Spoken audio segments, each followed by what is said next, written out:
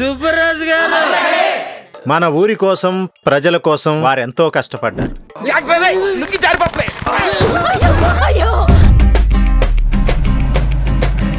ఇప్పుడిదా మన ఊరు పెద్ద అనే నేను అమ్మ నీ పేరు చెప్పాలి తల్లి.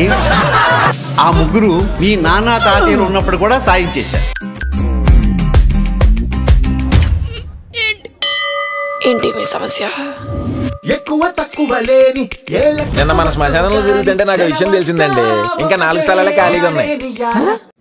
అంటే మన ఊర్లో ఇంకా 4 శవాలు పూడ్చిపెట్టడానికి మాత్రమే చోటు ఉంది. అది విషయం. నాకైతే అసలు ఏమీ తెలీదు. మీ దగ్గర ఐడియా ఏమైనా ఉందా? నేను చిన్న కష్టపడి ఒక లిస్ట్ తయారు చేశాము.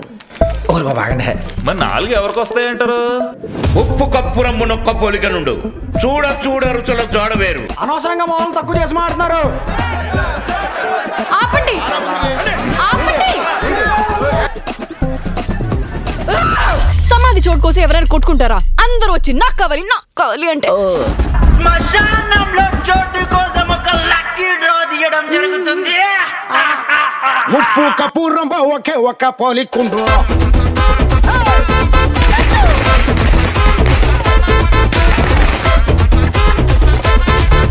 పోయారండి మొత్తం నలుగురు. ఇప్పుడు పడుకున్నావేంటే? ఆడదాన్ని ఊరి పెద్ద చేస్తే ఇలాగే ఉంటుంది. నన్ను మాత్రం ఈ ఊళ్ళోనే పోడ్చాలి నువ్వు. నాకు మాటి.